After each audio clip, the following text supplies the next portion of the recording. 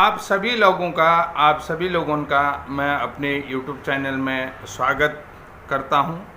और आप सभी लोगों को होली की बहुत बहुत बधाइयाँ, शुभकामनाएं। आप सबों लोगों को इंतज़ार होगा कि कल जो है हिमाचल प्रदेश में बीएड वर्सेज बीटीसी या जेबीटी वर्सेज बीएड, जो अभी प्राथमिक शिक्षक भर्ती जेबीटी टेट प्राथमिक शिक्षक भर्ती का नियुक्ति प्रोसेस चला था, उसमें आगे क्या चल रहा है कि जो वर्तमान में जेबीटी टेट वाली जो भर्ती प्रक्रिया चली है उसमें जो है बीएड वाले शामिल हैं या नहीं हैं। मैं आपको पहले बता देता हूं कि बीएड वाले तो उसमें शामिल नहीं हैं, लेकिन ब्रिज कोर्स वालों को उसमें शामिल करने के लिए काउंसलिंग में गए हैं और उन लोगों ने जो है कि कोर्ट में एक याचिका डाल रखी है और उस याचिका में जो है कि सुनवाई भी हुई थी और ऑर्डर हुआ था कि जब तक इन लोगों के फेवर में कोई डिसीजन नहीं आ जाता है या जब तक इस केस में कोई डिसीजन नहीं आ जाता तब तक जो है कि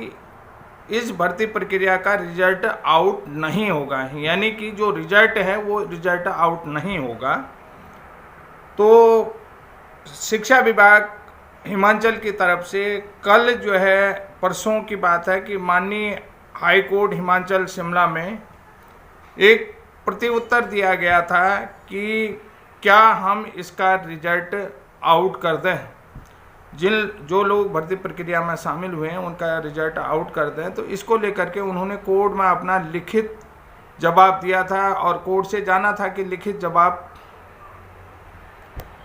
के आधार पर ही हम लोग जो है कि शिक्षा विभाग का, यानी कि कुल मिलाकर के शिक्षा विभाग का कोर्ट पर दबाव बनाया जाता कि इस भर्ती प्रक्रिया का जेबीटी टेट प्राथमिक शिक्षक भर्ती का रिजल्ट आउट किया जाए। और दूसरी बात है कि जो पहली सुनवाई हुई थी तो माननीय हाई कोर्ट शिमला की तरफ से एनसीटी से जवाब मांगा गया था। एनसीटी का जवाब भी माननीय कोर्ट में आ गया था और कल जो है यानी कि 20 मार्च को माननीय शिमला हाई कोर्ट में बीएड ब्रिज कोर्स की सुनवाई थी। तो बीएड ब्रिज कोर्स में क्या हुआ, देखिए सबसे बड़ी बात बता देता हूँ। एनसीटी का जवाब भी आ गया था और शिक्षा विभाग ने जो है कि कोर्ट पर दबाव बनाना शुरू कर दिया था कि जो जेबीटी टेट का है उसका परीक्षा परिणाम घोषित कर दिया जाए, जो नियुक्ति परिणाम है उसको घोषित कर दिया जाए, ये दबाव। तो माननीय जो एडवोकेट साहब हैं हमारे, तो उनकी तरफ से भी जो है कि रिप्लाई देना था कि कोर्ट को रिप्लाई देना था, शिक्षा विभाग को रिप्लाई देना था, एनसीटी को रिप्लाई देना, यानी कि काउंटर फाइल करना था उन्होंने। तो उन्होंने कहा ठीक है हम काउंटर फाइल करेंगे, कल उन्होंने बता दिया, उन्होंने रिजॉइंडर उसमें लगा दिया है और रिप्लाई देने के लिए उनकी तरफ से 3 सप्ताह का समय मांगा गया है, यानी कि 3 सप्ताह के भीतर जो है कि वो लोग जवाब दे देंगे, यानी कि ब्रिज कोर्स की तरफ से जवाब मिल जाएगा। इसी बीच जो है कि आपको बता देता हूँ सुप्रीम कोर्ट से कोई न कोई अपडेट तो आ ही जाएगा। और दूसरी बात एक चीज़ और है कि जो हिमाचल बीएड वालों ने जो पूर्व की भर्ती जिसको कैंसिल करा दिया था, जितने नियुक्त हो गए थे उसमें मार्च 2020 में शामिल हुए, मेरे ख्याल से 20 में या 21 में, मार्च 2020 में शामिल हुए हैं। तो उन लोगों के लिए भी अगर मध्य प्रदेश वाले अभ्यर्थियों को राहत मिलती है तो उन लोगों के लिए भी कुछ न कुछ निकल करके सामने आ सकता है कि जो अभी Devesh Sharma versus union of India का यानी कि मिससेलेनियस एप्लीकेशन यानी कि क्लेरिफिकेशन को लेकर के जो